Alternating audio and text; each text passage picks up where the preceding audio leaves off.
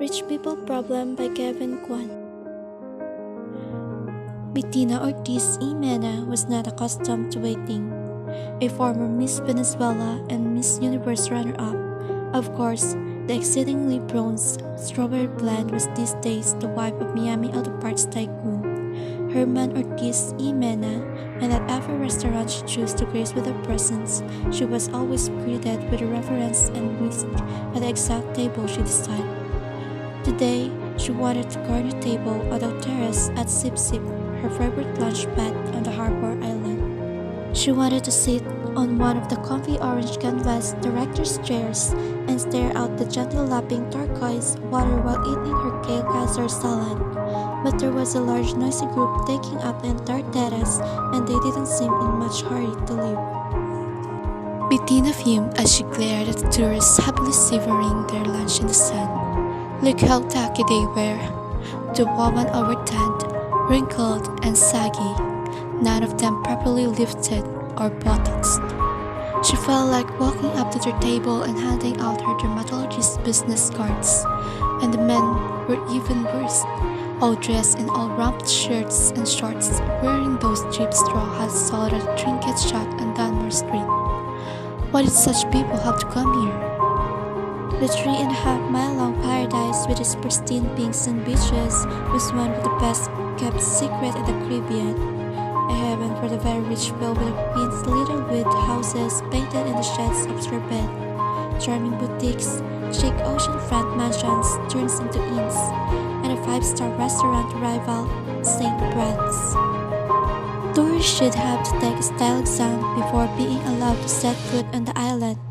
Feeling that she had been patiently long enough, Bettina stormed to the kitchen, the fringe on her crushed bushy kaftan top shaking furiously as she made up a line for a woman with a shock of pixie cut blonde hair hanging at the main stoop. "Julie, honey, what's the dealio? I've waited more than 15 minutes for my table," Bettina said to the owner of the restaurant. "Sorry, Bettina, it's been one of those days. The party of 12 on the terrace showed up first just before you did," Julie replied as she handed up a bowl of spicy conch chili to waiting server. "But the terrace is your prime spot. Why on earth did you let those tourists take up all this space?" "Well, the tourist in the red fishing cap is the Duke of Glencora. His party just boated over from the Windermere. This is royal husband you see north of the coast. Isn't it the most handsome sailboat you've ever seen?" "I'm not impressed by big boats," Bettina huffed, although secretly she was rather impressed by people with big title. From the kitchen window, she surveyed the party assembled at the terrace with new eyes.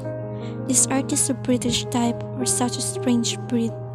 Sure, they had their civil rose suits and their heirloom tiaras, but when they traveled, they looked so painfully frumpy. It was only then that Bettina noticed 310, well-built men in faded white t-shirts and black Kevlar pants sitting at the adjacent table. The guys weren't eating but sat watchfully, sipping glasses of seltzer water. I assume that's the Duke's security detail. They couldn't be more obvious. Don't they know that we're all billionaires here on Brilliant, and this isn't how we roll?" Bettina chuted. "Actually, those bodyguards belong to the Duke's special guest. They did a house sweep of the restaurant before the party arrived. They even searched my walk-in freezer. See the Chinese fellow seated at the end of the table?" Bettina squinted through her Dior X sunglasses at the portly, balding, 70-something Asian man dressed in nondescript white short sleeves, golf shirt, and gray trousers. "Oh, I didn't even notice him. Am I supposed to know who he is?" "That's Alfred Chang," Julie said in a hushed tone. Bettina giggled. "He looks like their chauffeur. Doesn't he look like the guy that used to drive Jane Raymond around the Falcon Crest?" Julie, who was trying to focus on searing a cut of tuna to perfection, shook her head a tight-lipped smile. "From what I hear, the chauffeur is the most powerful man in Asia. What's his name again?